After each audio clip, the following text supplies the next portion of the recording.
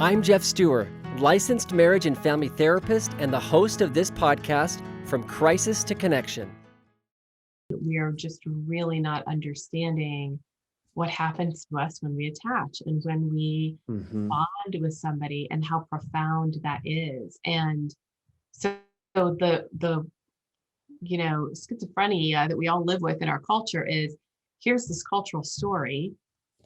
We all know it. We're all familiar with it. We could all just recite it, probably like I just did.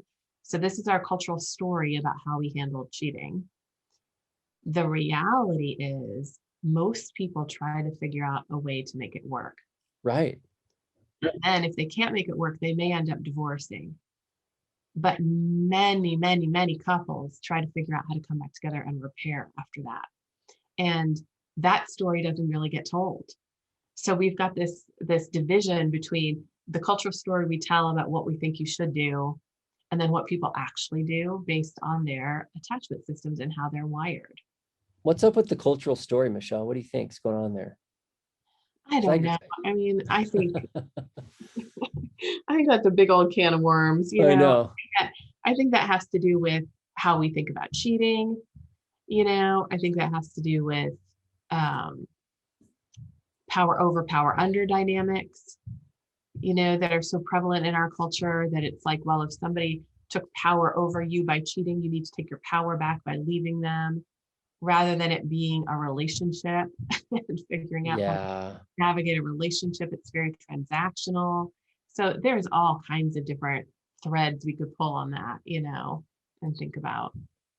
Yeah, and I know we don't need to maybe go down that rabbit hole, but I think it's interesting to at least challenge it, right? To look at it and say, maybe there's a problem with it. Because I agree, it's so instinctive for us to think like, I have so many partners that I work with who will say to me, oh, like I knew exactly how I would handle this when I was dating him, before they were fully like bonded and had kids and like had really woven their lives together. It was like, oh yeah, like I knew exactly what I would do. I would not, one chance, one strike, boom, you're done. Like this is I will leave your butt if you cheat on me, right? Oh yeah.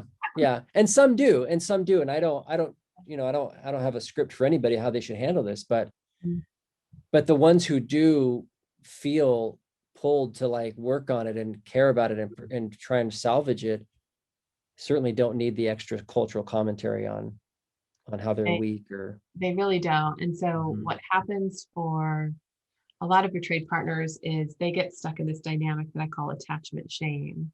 Yeah. And that dynamic is this shame that they feel because they want to stay with this person who hurt them.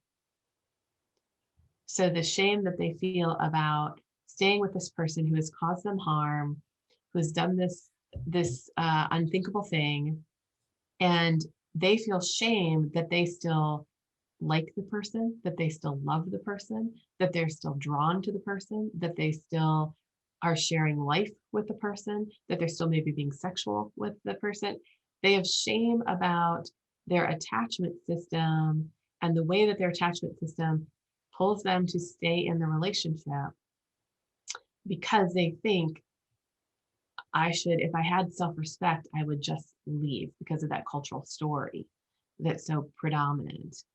So they feel shame about the fact that they're staying in the relationship and trying to work on it. And that's a real pain point for a lot of betrayed partners to sort through and wrestle through, that staying and repairing the relationship is not something to ever, ever, ever feel shame about.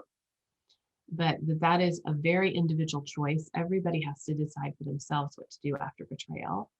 And it is honoring your attachment system to give yourself a lot of space and room to figure that out, to figure out what is going to be best for yourself, and to not just decide because this happened, therefore I need to leave. Thanks for stopping by and watching this little clip of my podcast interview. If you want to catch the full episode with this guest, you can click on the link below. It'll take you to my podcast and you can listen to the whole thing.